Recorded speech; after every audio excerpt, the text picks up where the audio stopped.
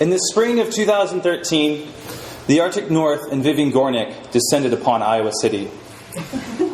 I was getting my MFA in nonfiction, and Gornick was one, but by far the most anticipated of the author-astronauts arm-twisted into shuttling to our dark and desolate moon. When Gornick glided into the packed Prairie Lights bookstore, much like today, people were lining the shelves and walls and the staircase, and even packed into the bathroom so they could listen through. I remember her sharpened speculation, her acerbic wit, and criticism of both other writers and even other audiences. Her New York wit punched through the walls. She, a winter tempest, a howling gale, tornadoing around us and the books.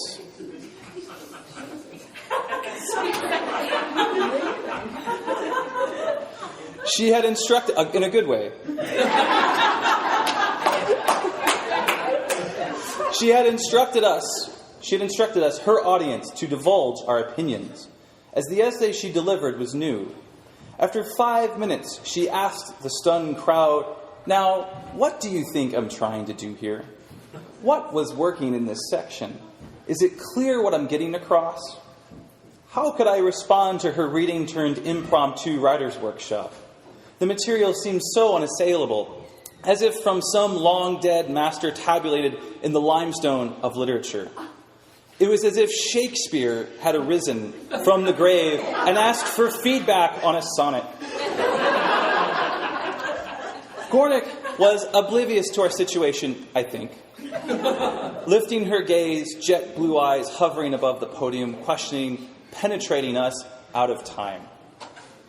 Looking back, I find her tossing of her queried gauntlet to us a charming throwback and the implication invigorating. Why can't we challenge audiences to make up their minds about literature seemingly fully formed, even from such towering writers? Why not cajole people into active and not just passive self-actualization? Gornick's challenge was the inward seeking that good literature does when it turns its penetrating beam onto the reader. What did you think, she said, and has said in her writing for over 40 years. The shock with Gornick is the recognition that reading is not about the author, not about the plot or characters, but about the reader's inner cultivation, a generation of tiny flames inside our suffocating rib cages. Born to New York left-wingers in the 1930s, Gornick's mother was a former communist organizer, and her father died when she was just 13. She became a journalist for the Village Voice in 1969 and did that for some years into the 70s. Then she amassed personal essays and literary and cultural criticism to add to her dozen books and counting. Her 1987 memoir, Fierce Attachments, is a staple in the nonfiction canon, and it precipitated the memoir craze of the 1990s and 2000s, exceeding it even with her biting insight, her novel-esque scenes, and the studied, penetrating reflection. She is a one-person renaissance, writing on eminent scientists, feminism, civil activism, journalism, the country's greatest authors, anarchist Emma Goldman, and the art of writing itself. She is a finalist for both the National Book Award, the National Book Critics Circle Award, and Philip Lopate has called her, quote, one of the most vital and indispensable essayists of our cultural moment. Her short, sippy craft book that's not a craft book, The Situation, the Story, has often been assigned to nonfictionists like us around the country, and the terminology, The Situation and the Story, de rigueur parlance in workshops across the nation. In May, Gornick's The Odd Woman and the City, a new book, comes out. It has been described as a narrative collage that bookends Fierce Attachments. If you're like me, you've pre-ordered it on Amazon. For the last year, Gornick has been living in Iowa City, awing, enlightening, and sometimes I hear terrifying her students. My former colleagues report to me that her eyes fire at you with an intelligence and ability to unmoor from the most firmest grip of the senses, something she is well known and thanked for. So let me get out of her line of fire and introduce to you Vivian Gornick.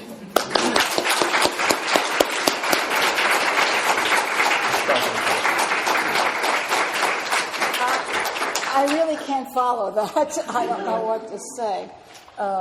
So I won't say anything. I'll just read. Okay.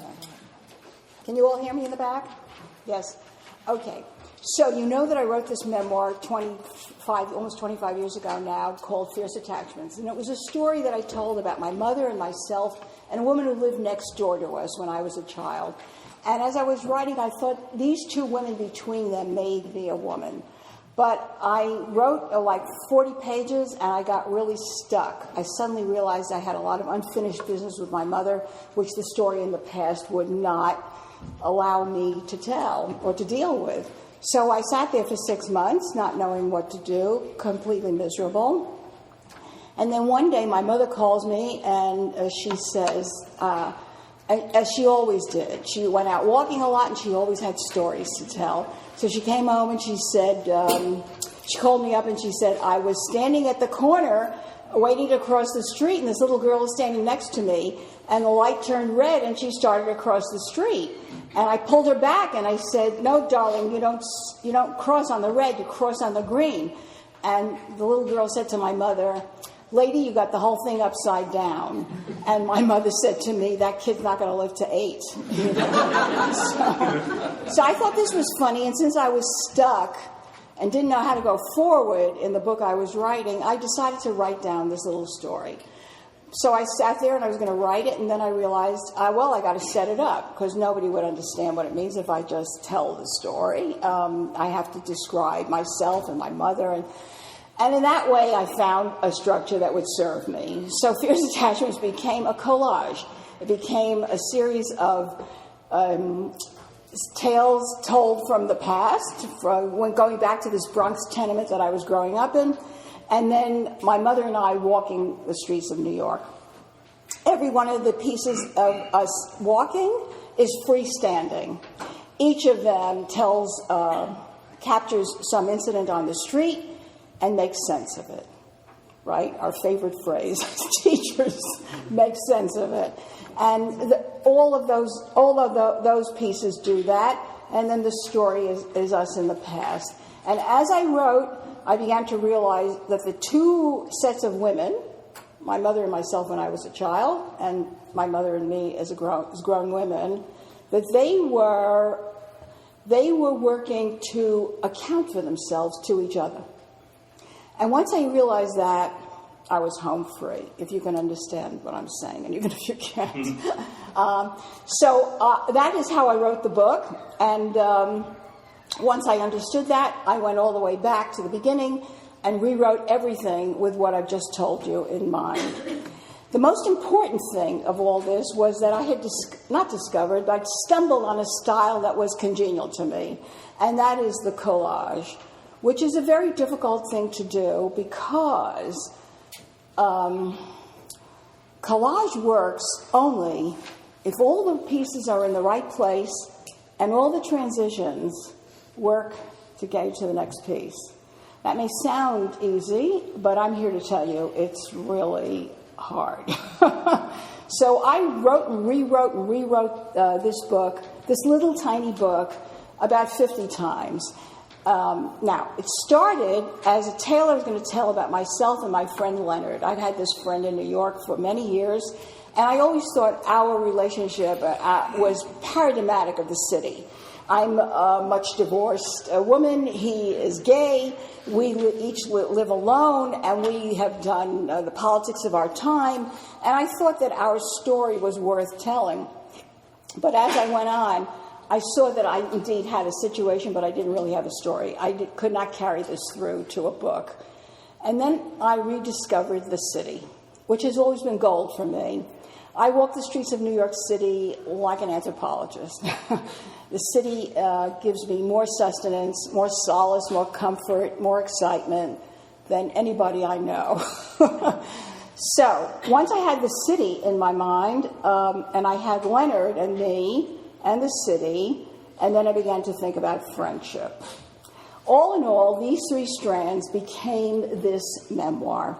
And to a very large extent, the woman who is in the pages of this book is me, that narrator, 25 years later. Okay, got it? So the reading that I'm going to give you now is all over the book, but it's just to give you the feeling of the three parts and how they work. All right? Leonard and I are having coffee at a restaurant in Midtown. So I begin. How does your life feel to you these days? Like a chicken bone stuck in my craw, he says. I can't swallow it and I can't cough it up. Right now I'm trying to just not choke on it. My friend Leonard is a witty, intelligent gay man, sophisticated about his own unhappiness. The sophistication is energizing. Once, a group of us read George Kennan's memoir. Kennan was a famous Cold War diplomat, and met to discuss the book. A civilized and poetic man, said one. A cold warrior riddled with nostalgia, said another. Weak passions, strong ambitions, and a continual sense of himself in the world, said a third. This is the man who has humiliated me my entire life, said Leonard. Leonard's take on Kennan renewed in me the thrill of revisionist history, the domesticated drama of seeing the world each day anew through the eyes of the aggrieved, and reminded me of why we are friends. We share the politics of damage, Leonard and I, an impassioned sense of having been born into preordained social inequity burns brightly in each of us. Our subject is the unlived life. The question for each of us, would we have manufactured the inequity had one not been there ready-made? He is gay, I am clearly the odd woman, for our grievances to make use of. To this question, our friendship is devoted. The question, in fact, defines the friendship, gives it its character and its idiom, and has shed more light on the mysterious nature of ordinary human relations than has any other intimacy I have ever known. For more than 20 years now, Leonard and I have met once a week for a walk, dinner, and a movie, either in his neighborhood or mine. Except for the 2 hours in the movie, we hardly ever do anything else but talk. One of us is always saying, let's get tickets for a play, a concert, a reading, but neither of us ever seems able to arrange an evening in advance of the time we are to meet. The fact is, ours is the most satisfying conversation either of us has, and we can't bear to give it up, even for 1 week. It's the way we feel about ourselves when we are talking that draws us so strongly to each other. I once had my picture taken by 2 photographers on the same day. Each likeness was me, definitely me, but to my eyes, the face in one photograph looked broken and faceted, the one in the other of a piece. It's the same with me and Leonard. The self-image each of us projects to the other is the one we carry around in our heads, the one that makes us feel coherent. Why then, one might ask, do we not meet more often than once a week, take in more of the world together, extend each other the comfort of the daily chat? The problem is, we both have a penchant for the negative. Whatever the circumstance, for each of us, the glass is perpetually half empty. Either he is registering loss, failure, defeat, or I am. We cannot help ourselves. We would like it to be otherwise, but it is the way life feels to each of us. And the way life feels is inevitably the way life is lived. One night at a party, I fell into a disagreement with a friend of ours who was famous for his debating skills. At first, I responded nervously to his every challenge. But soon I found my sea legs, and then I stood my ground more successfully than he did. People crowded round me. That was wonderful, they said. Wonderful. I turned eagerly to Leonard. You were nervous, he said. Another time, I went to Florence with my niece. How was it, Leonard asked. The city was lovely, I said. My niece is great. You know, it's hard to be with someone 24 hours a day for 8 days, but we traveled well together, walked miles along the Arno. That river is beautiful. That is sad, Leonard said, that you found it irritating to be so much with your niece. The third time, I went to the beach for the weekend. It rained one day, was sunny another. Again, Leonard asked me how it had been. Refreshing, I said. The rain didn't daunt you, he said. I remind myself of what my voice can sound like. My voice, forever edged in judgment. That also never stops registering the flaw, the absence, the incompleteness. My voice that so often causes Leonard's eyes to flicker and his mouth to tighten. At the end of an evening together, one or the other of us will impulsively suggest that we meet again during the week, but only rarely does the impulse live long enough to be acted upon. We mean it, of course, when we're saying goodbye, want nothing more than to renew the contact immediately.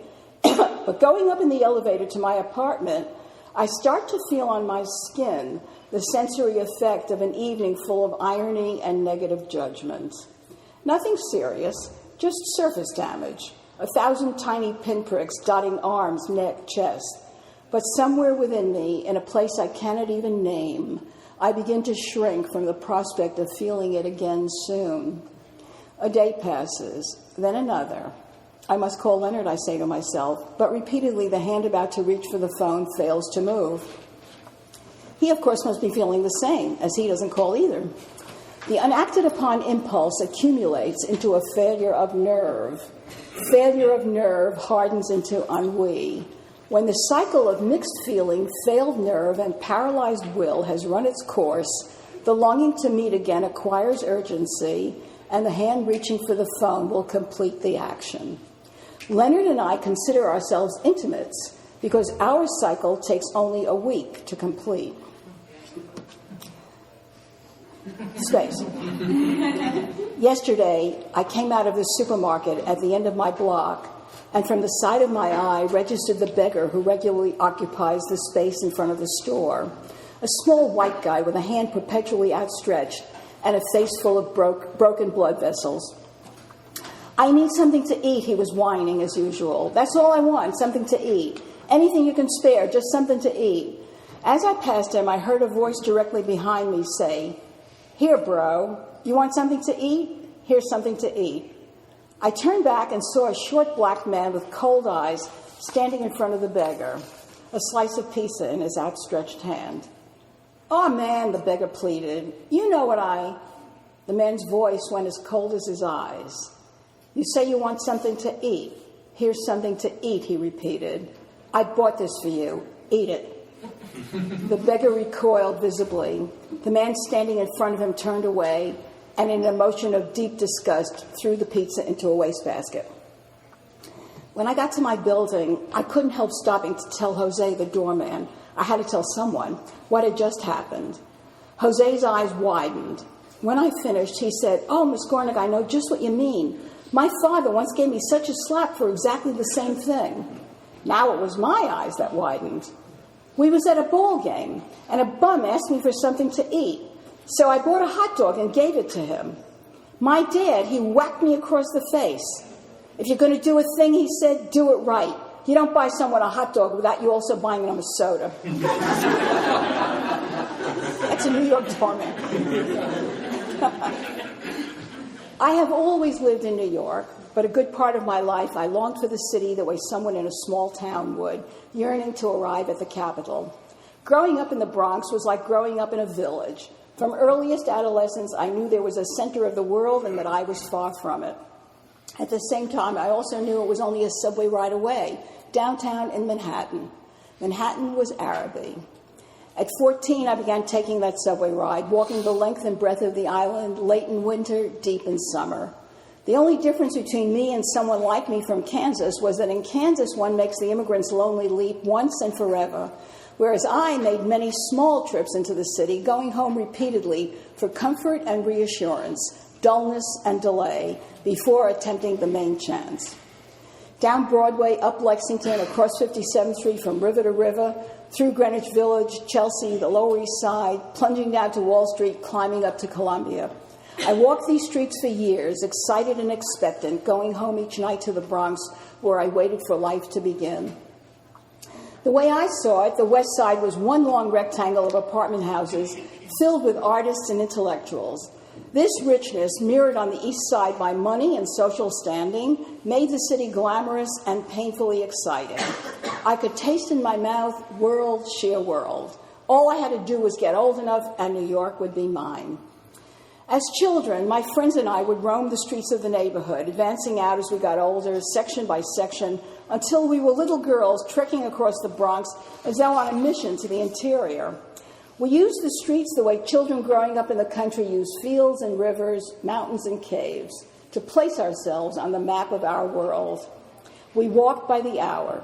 By the time we were 12, we knew instantly when the speech or appearance of anyone coming toward us was the slightest bit off. If a man approached and said, "How you doing, girls? You girls live around here?" We knew. If a woman wasn't walking purposefully toward the shopping street, we knew. We knew also that it excited us to know.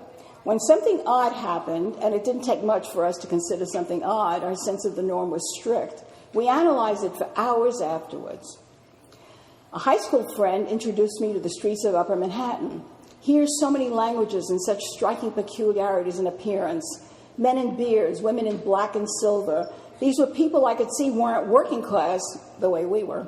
But what class were they? And then there was the hawking in the street. In the Bronx, a lone fruit and vegetable man might call out, "Mrs., fresh tomatoes today." But here, people on the sidewalk were selling watches, radios, books, jewelry in loud, insistent voices. Not only that, but the men and women passing by got into it with them. How long will that watch work? Till I get to the end of the block? I know the guy who wrote that book. It isn't worth $1. Where'd you get that radio? The cops will be at my door in the morning, right? So much stir and animation. People who were strangers talking at one another, making one another laugh, cry out, crinkle up with pleasure, flash with anger. It was the boldness of gesture and expression everywhere that so captivated us. The stylish flirtation, the savvy exchange, people sparking witty, exuberant responses in one another, in themselves. In college, another friend walked me down West End Avenue. I'd never seen a street as wide and stately as this one, with doormen standing in front of apartment houses of imposing height that lined the avenue for a mile and a half. My friend told me that in these great stone buildings lived musicians and writers, scientists and emigres, dancers and philosophers. Very soon, no trip downtown was complete without a walk on West End from 107th Street to 72nd. That's the length of the avenue. For me, the avenue became emblematic. To live here would mean I had arrived. I was a bit confused about whether I'd be the resident artist intellectual or married to him. I couldn't actually see myself signing the lease. But no matter, one way or another, I'd be in the apartment. In summer, we went to the concerts at Lewiston Stadium, the great amphitheater on the City College campus. It was here that I heard Mozart and Beethoven and Brahms for the first time. These concerts came to an end in the mid-'60s, but in the late 50s, sitting on those stone bleacher seats, July after July, August after August, I just knew that the men and women all around me lived on West End Avenue. As the orchestra tuned up and the lights dimmed in the soft, starry night, I could feel the whole intelligent audience moving forward as one, yearning toward the music, toward themselves in the music, as though the concert were an open-air extension of the context of their lives. And I, just as intelligently, I hoped, leaned forward too, but I knew that I was only mimicking the movement. I'd not yet earned the right to love the music as they did. Within a few years, I began to see it was entirely possible that I never would. As I saw myself moving ever further toward the social margin, nothing healed me of a sore and angry heart like a walk through the city. To see in the street the 50 different ways people struggle to remain human, the variety and inventiveness of survival technique, was to feel the pressure relieved, the overflow draining off. I felt in my nerve endings the common refusal to go under. That refusal became company. I was never less alone than alone in the crowded street. Here I found I could imagine myself. Here I thought, I am buying time. What a notion, buying time. It was one I shared with Leonard for years. I grew up and moved downtown, but sure enough, nothing turned out as expected. I went to school, but the degree did not get me an office in Midtown. I married an artist, but we lived on the Lower East Side. I began to write, but nobody read me above 14th Street. For me, the doors to the Golden Company did not open. The glittering enterprise remained at a distance. At a New Year's party, Jim comes rushing toward me. Sarah nods and turns away. A year ago, I was tight with this one, 2 years ago with the other. Tonight, I realize I haven't seen him in 3 months, her in 6. A woman who lives 3 blocks from me appears, her eyes shimmering. I miss you, she breathes wistfully, as though we're lovers in wartime, separated by forces beyond our control. Yes, I nod and move on. What would you do? We'll embrace happily, me and all these people, not a glance of grievance, not a syllable of reproach among us. And indeed, there is no call for grievance. Like pieces in a kaleidoscope that's been shaken, we've all simply shifted position in the pattern of intimate exchange. Many of us who not so long ago were seeing one another regularly will meet now more often by accident than by design, in a restaurant, on the bus, at a loft wedding. But here's someone I haven't seen in years. Suddenly a flare of intensity, and we're meeting once a week for the next 6 months. I am often reminded of the tenement friendships in my childhood, circumstantial one and all, round, dark-eyed women filled with muted understanding for the needs of the moment. What difference did it make if the next-door neighbor was called Ida or Goldie when you needed someone to lend you $10 or recommend an abortionist or nod her head during an outburst of marital rage? It mattered only that there was a next-door neighbor. These attachments, as Jean-Paul Sartre might have put it, were contingent rather than essential. As for us, never before in history has so much educated intelligence been expended on the idea of the irreplaceable, the essential self. And never before has aversion to the slightest amount of psychological discomfort allowed so many of us to be treated as the contingent other. That's a mouthful. You have to read that together. Samuel Taylor Coleridge worshipped an idea of friendship that embodied an ideal that could be traced back to Aristotle. Living at a time, the end of the 18th century, when persons of sensibility yearned for communion of the spirit, Coleridge suffered from its frequent failure to materialize in friendship.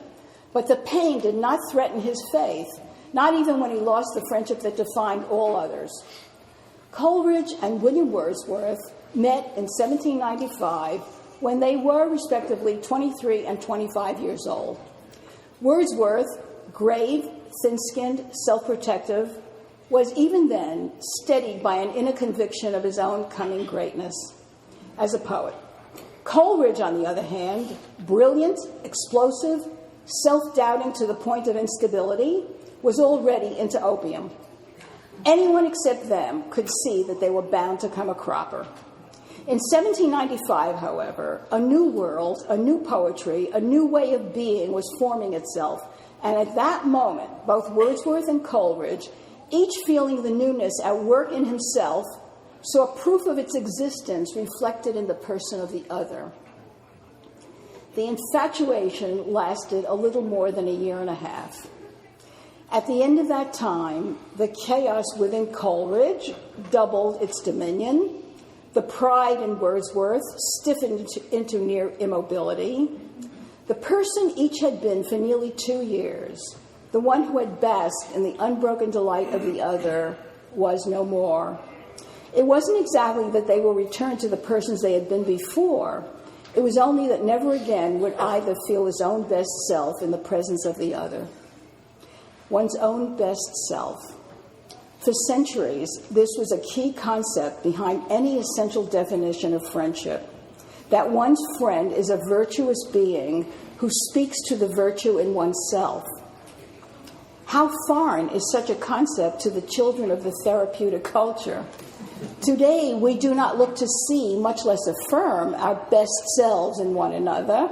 To the contrary, it is the openness with which we admit to our emotional incapacities, our fears, our angers, our humiliations, that excites contemporary bonds of friendship. Nothing draws us closer to one another than the degree to which we face our deepest shame openly in one another's company. Coleridge and Wordsworth dreaded such self-exposure. We adore it.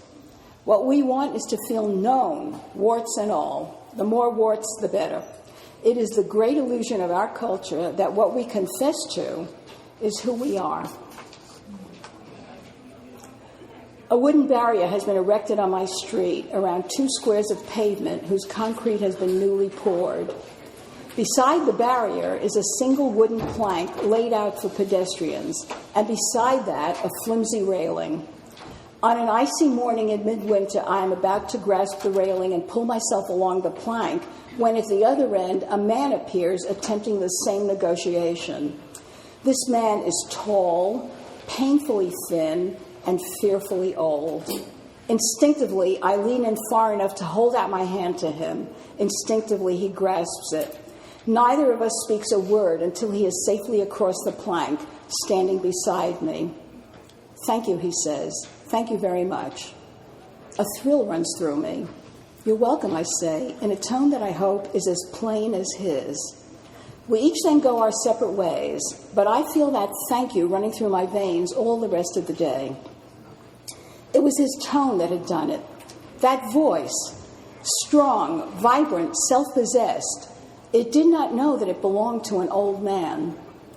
There was in it not a hint of that beseeching tone one hears so often in the voice of an old person when small courtesies are shown. "You're so kind, so very kind," when all you're doing is hailing a cab or helping to unload a shopping cart. As though the person is apologizing for the room he or she is taking up in the world. This man realized that I had not been inordinately helpful, and he need not be inordinately thankful.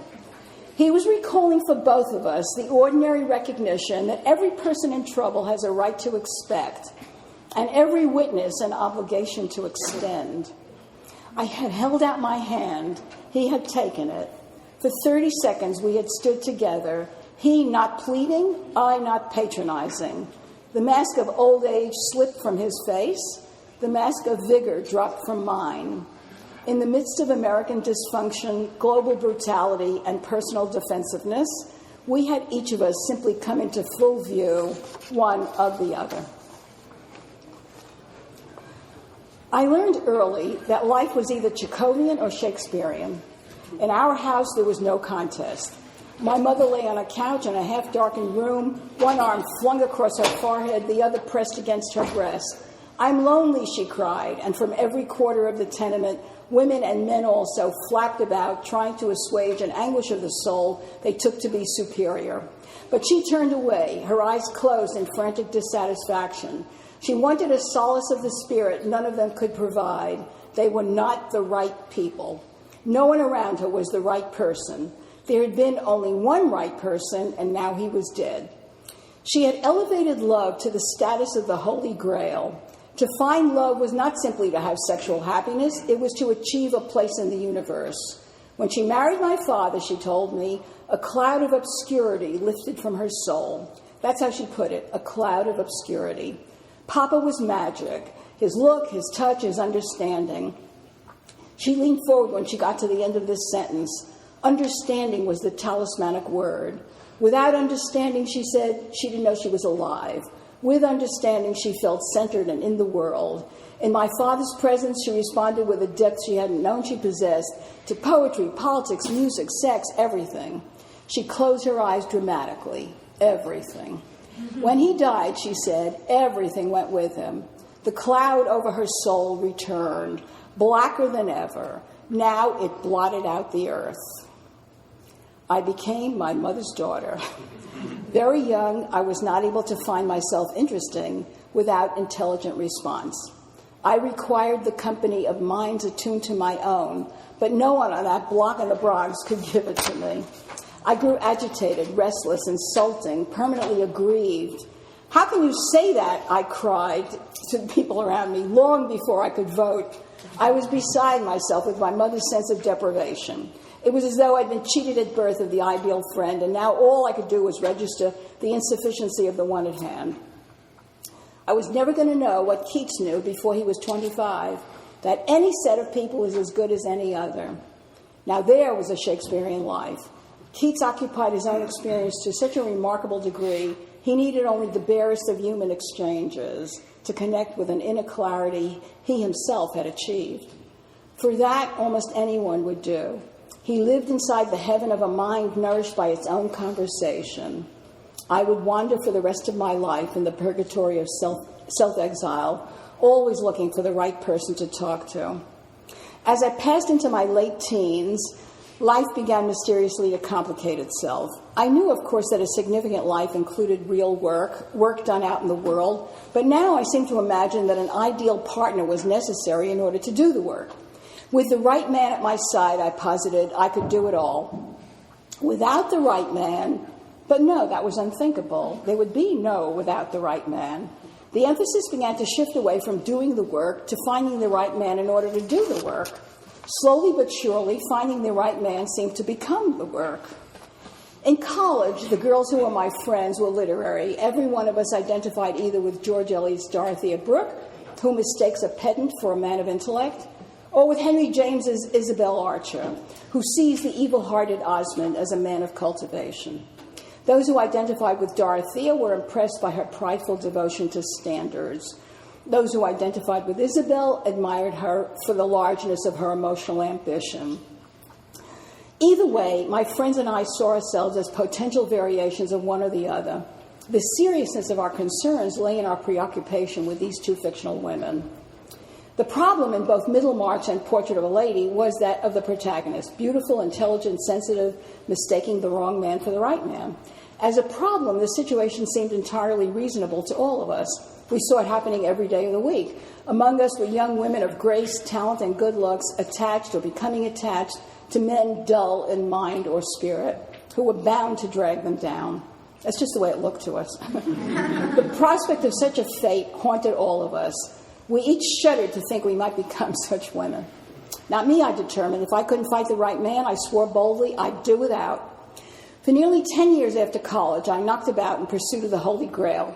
Love with a capital L, work with a capital W. I read, I wrote, I fell into bed. I married for 10 minutes. I smoked marijuana for 5. Lively and animated. Didn't you all do that? Lively and animated, I roamed the streets of New York and Europe. Somehow nothing quite suited. I couldn't figure out how to get down to work. And needless to say, I couldn't stumble on the right man. In time, a great lassitude overcame me. It was as though I'd fallen asleep on my feet, needed to be awakened.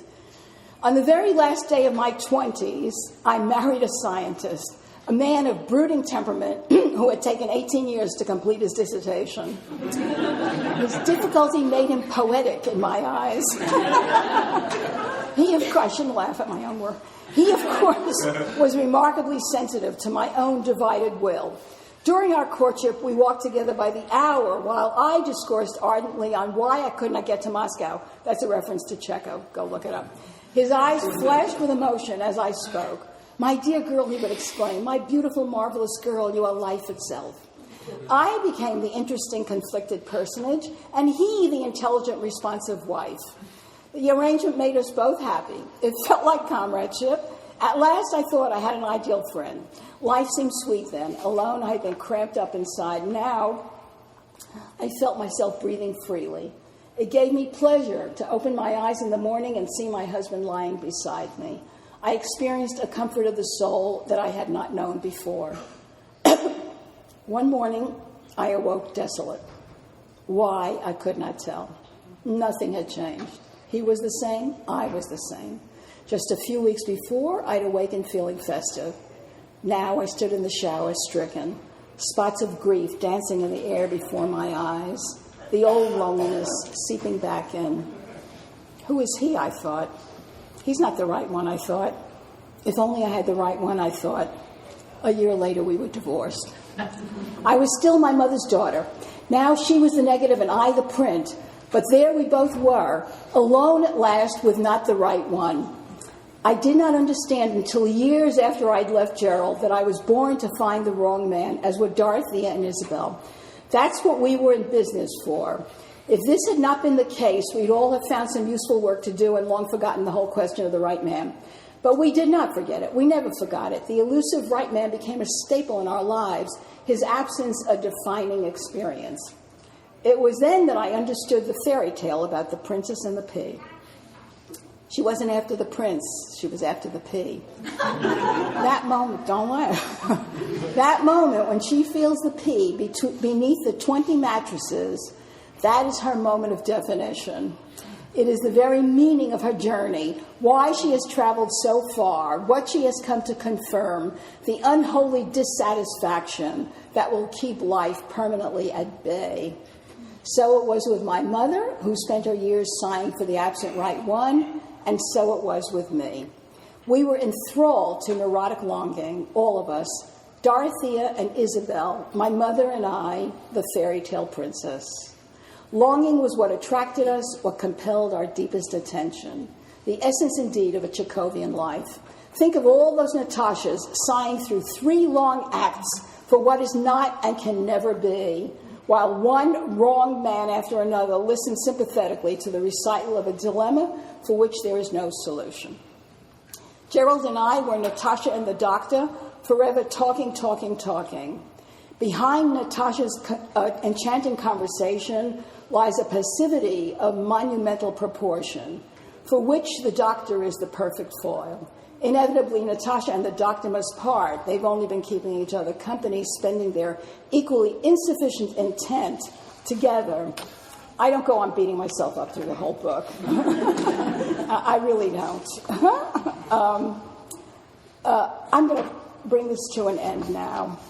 It goes on and on about it goes on and on. But here, I'll just read to the end. A friend reads what I've been writing and says to me over coffee, "You're romanticizing the street. Don't you know that New York has lost 75% of its manufacturing base?" In my mind's eye, I stare into the faces of all the women and men with whom I interact daily. "Hey, you people," I address them silently. "Did you hear what my friend just said? The city is doomed. The middle class has deserted New York. The corporations are in Texas, Jersey. Oh, Texas, Jersey, Taiwan." As far to me as Taiwan. "You're gone. You're out of here. It's all over. How come you're still on the street?" "New York isn't jobs," they reply. "It's temperament. Most people are in New York because they need evidence in large quantities of human expressiveness, and they need it not now and then, but every day. That is what they need. Those who go off to the manageable cities can do without. Those who come to New York cannot. Or perhaps I should say that it is I who cannot. It's the voices I can't do without. In most cities of the world, the populace is planted in centuries of cobblestoned alleys, ruined churches, architectural relics, none of which are ever dug up, only piled one on top of another. If you've grown up in New York, your life is an archaeology not of structures, but of voices, also piled one on top of another, also not really replacing one another. On 6th Avenue, two small, dark-skinned men lean against a parked cab. One says to the other, "Look, it's very simple. A is the variable costs, B is the gross income, C is the overhead. Got that?" The other man shakes his head no. "Dummy," the first man cries, "you got to get it." On Park Avenue, a well-dressed matron says to her friend, "When I was young, men were the main course. Now they're a condiment." I didn't say it, she said. On 57th Street, I didn't make up any of this. On 57th Street, one boyish-looking man says to another, "I didn't realize you were such good friends. What did she give you that you miss her so?" "It wasn't what she gave me," the other replies. "It's what she didn't take away." As the cabbie on 6th Avenue says, someone's got to get it. And late in the day, someone does. I am walking on 8th Avenue during the 5 o'clock rush, thinking of changing a word in a sentence, and somewhere in the 40s, I don't notice the light turning red. Halfway into the path of an oncoming truck, I am lifted off my feet by a pair of hands on my upper arms and pulled back onto the curb. The hands do not release me immediately. I am pressed to the chest of the person to whom the hands belong. I can still feel the beating heart against my back. When I turn to thank my rescuer, I am looking into the middle-aged face of an overweight man with bright blue eyes, straw-colored hair, and a beet red face. We stare wordlessly at each other. I'll never know what the man is thinking at this moment, but the expression on his face is unforgettable. Me, I am merely shaken, but he looks as though transfigured by what has just happened. His eyes are fixed on mine, but I see that they are really looking inward. I realize that this is his experience, not mine. It is he who has felt the urgency of life. He's still holding it in his hands. 2 hours later, I'm home, having dinner at my table, looking out at the city. My mind flashes on all who crossed my path today. I hear their voices, I see their gestures, I start filling in lives for them. Soon they are company, great company. I think to myself, I'd rather be here with you tonight than with anyone else I know. Well, almost anyone else I know. I look up at the great clock on my wall, the one that gives the date as well as the hour. It's time to call Leonard. Thank you.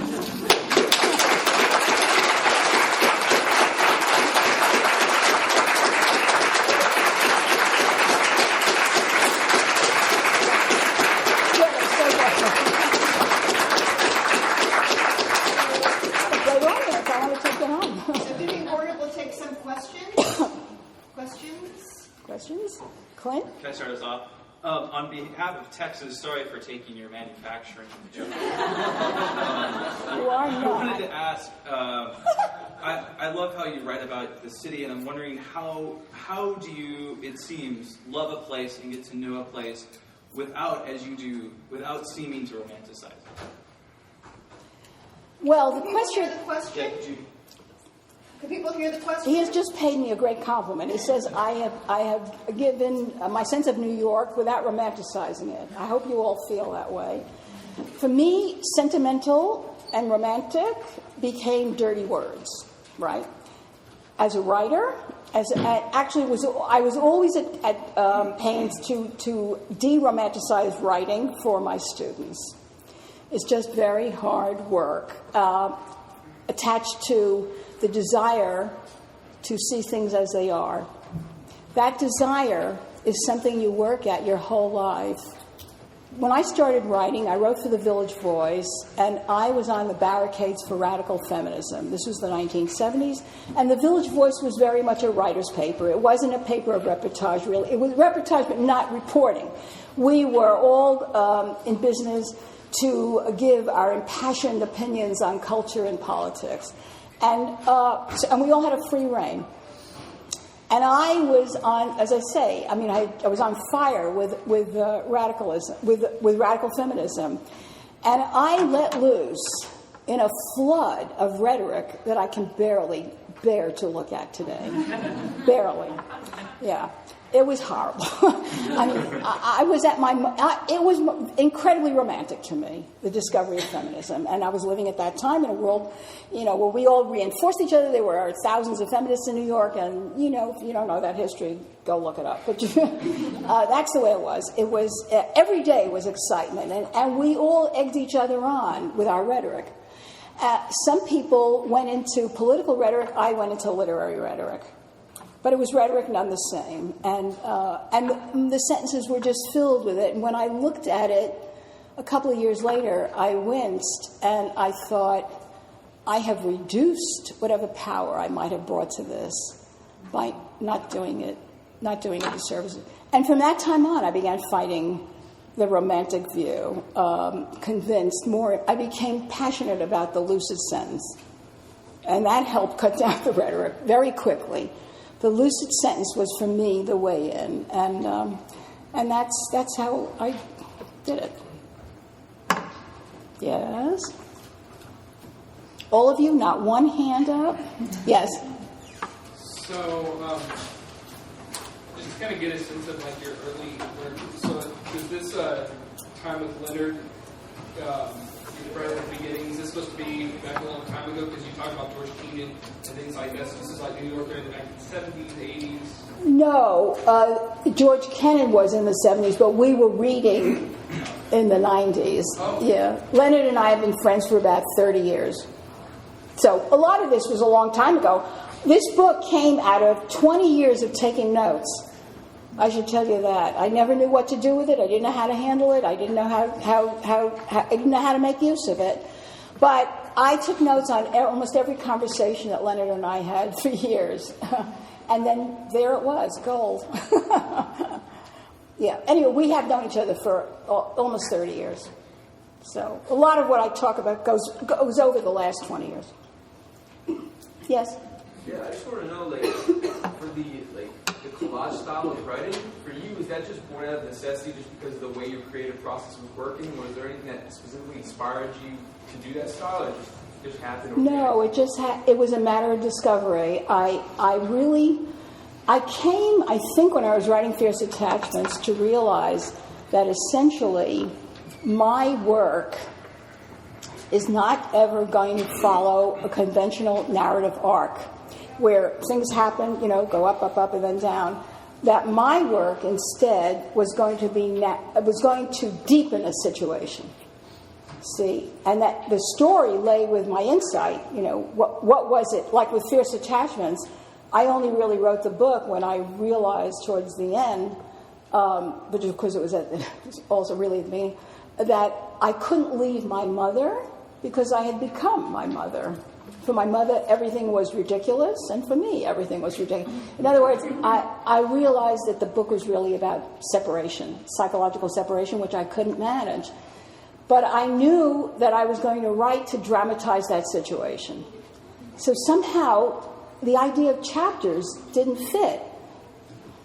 It just didn't fit. I didn't know what to do with it. So I just found myself writing like this, and then it began to work. Yes? When we were reading some of your work in our class, my classmate Penny brought in an interview where you were talking about fierce attachments, and there was a little kerfluffle about maybe what was the literal truth or the actual truth. Oh, yeah. And you had said something in response to the interviewer, like, whose business anyway is it? What really happened? What's your business? And I thought that was really freeing and interesting. Yeah. And well, let me tell you something. I almost had a lawsuit on that.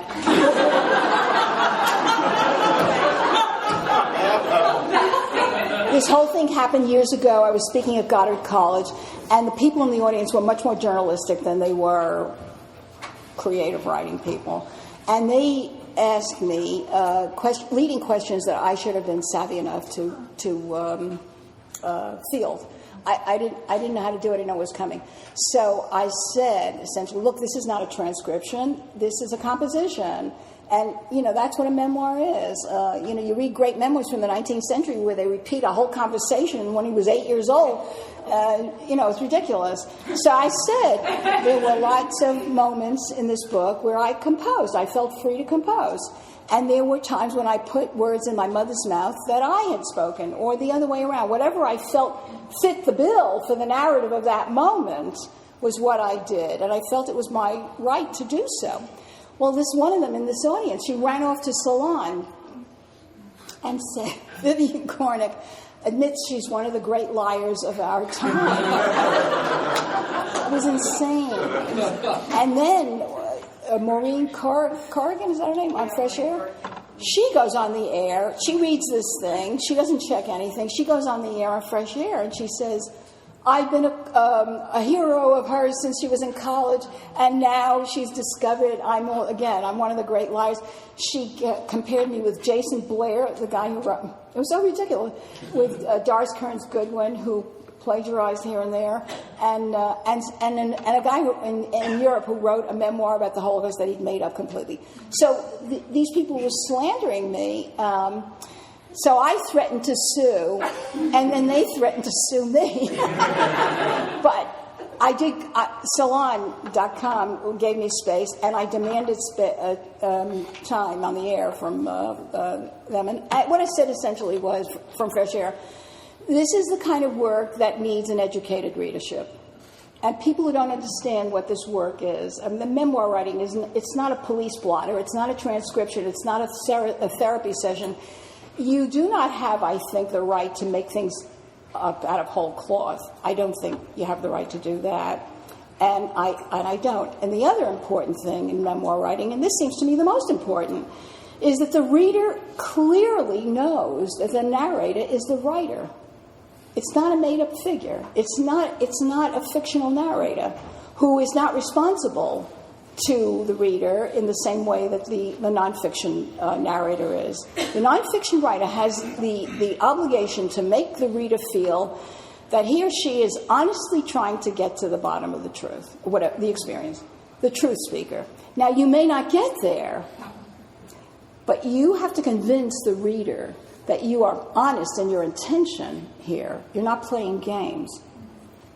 Did you realize that from the beginning? That was sort of curious. Yes, always, from the first shot. Yeah, it never occurred to me. Well, the memoir has a long history. It has only become popular in recent times.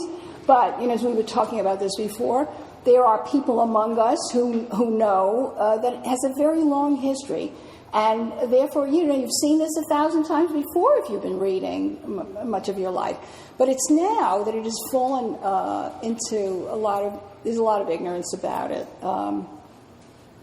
But go do it. Say anything you want. Make a... Yes. Yeah. I wanted to ask you a question about a couple of other books that you've written, The Situation, The Story, and The Men in My Life, about just this sort of research aspect of those books. And I wanted to know just sort of what your process was in writing those kinds of nonfiction books in regard to the research? Well, The Men in My Life is a collection of book essays, really, essentially. So there was no research in that. I read the books and I wrote about it. Emma Goldman, right? I'm a lousy researcher. The book that I wrote on Emma Goldman is a very short biography. It's essentially a book-length essay. It's part of those kinds of series that are meant to be like introductions to the masters. So I read as much as I could, which for a historian was nothing. I mean, I read about 20 books.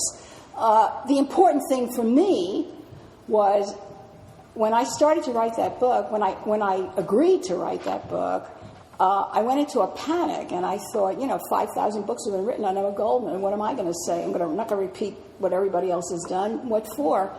And then I had to find a take. I had to find an organizing principle, some way of looking at her, of seeing something about her, and then filling in, then gathering the information that I had on her around that take. And my take became a simple one, but a strong one. I saw her as a born refusenik, as if she was born saying, don't tell me I don't run things around here. That's what she was like. And once I had that, then I didn't really need a lot. I mean, the same information was available to everybody in the standard books. I read biographies, and not much, though. Yes? I'd like to ask another question about the collage style of some of your writing. I wonder if you could talk a little bit about whether you have a process by which you figure out what the order of those individual pieces of the collage will be, or how, for it's example, torture. this last That's my process. It's torture. I redid this 50 times. And what you have here is not in order. It's just all over the book. But I redid. This is oddly what happened, and this was odd. Lawrence Stein, who was the editor of the Paris Review, he is a very old friend of mine, and usually he's my first reader. Even though I don't write for him, he's my good friend and he's my reader. So he read this, and unusually he said he wanted to publish it because they only publish fiction and poetry. And this was sort of neither, But for him, it was essay writing at a storytelling level that he said, but let me put it in better shape.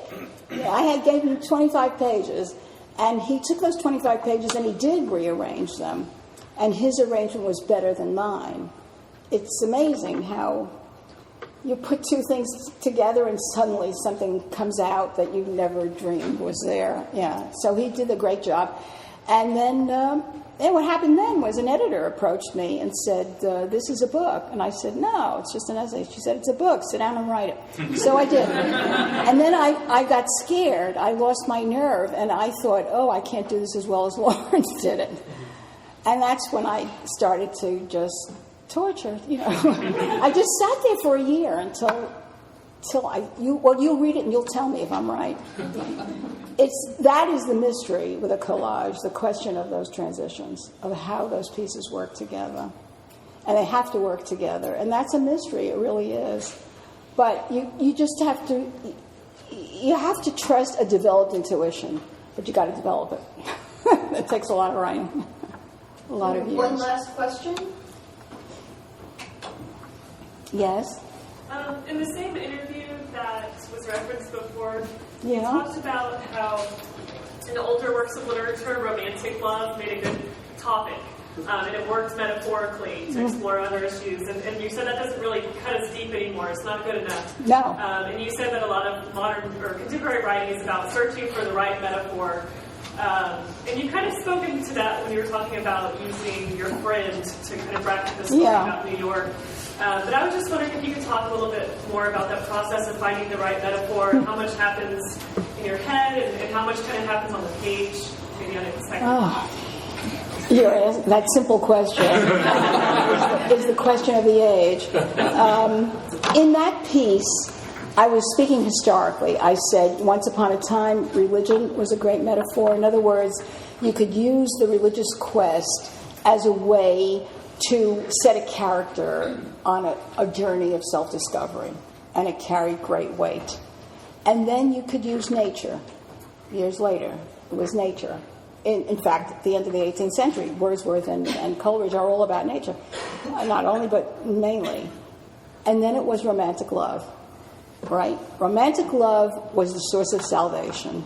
And I grew up with that. I grew up in that tenement among a whole bunch of women who were miserable in their marriages, and what they thought was they had the wrong man. It was just, I made a mistake, the wrong husband, if I only had the right one. So it was left to my generation to come of age in a world of divorce where these strictures lost power. And we too said, I just got the wrong man. And then you fell in love again, and again it was the wrong, again it was wrong. Then you fell in love a third time, and then you had experience. Then you knew that love was not salvation.